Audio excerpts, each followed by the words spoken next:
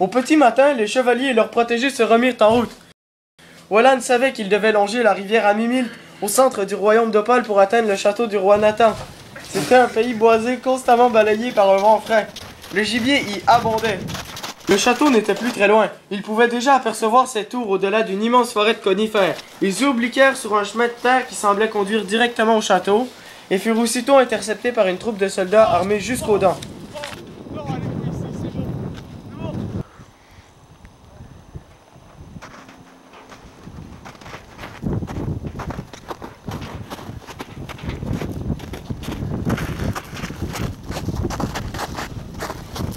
Qui êtes-vous?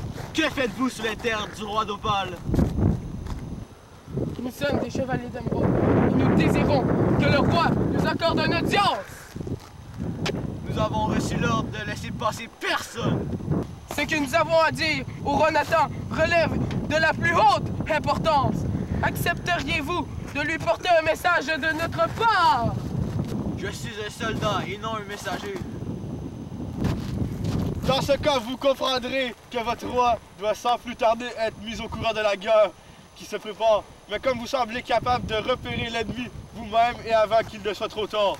Dites tout de même à votre roi que ses voisins de Diamant nous ont réservé un bien meilleur accueil et que nous y retournons de ce pas. Je suis un chevalier d'Opale. Si vous détenez des renseignements d'importance, c'est à nous que vous devez les donner. Les chevaliers d'émeraude ne parlent qu'au roi.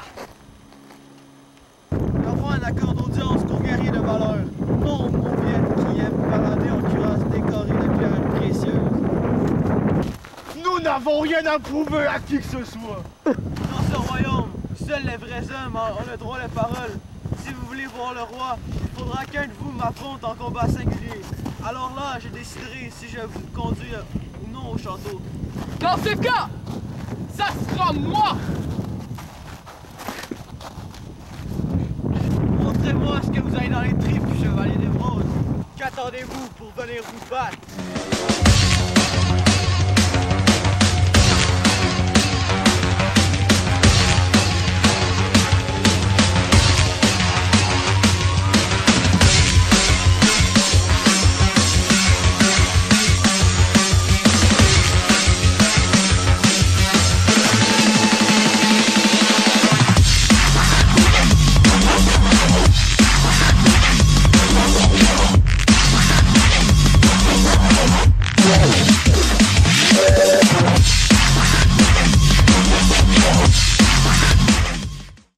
Je suis le chevalier d'émeraude Wellan.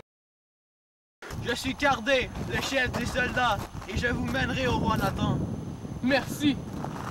Wellan, tu donnes un bon spectacle.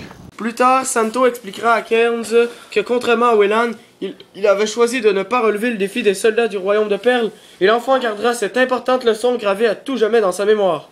En effet, en décidant d'accepter de relever le défi de guerrier d'Opale, Wellan avait enfreint deux règles importantes du code d'honneur, soit « N'utilise ta force que pour servir en bien, jamais dans un but de gratification personnelle » et « Ne réponds pas à la provocation que si elle met ta vie en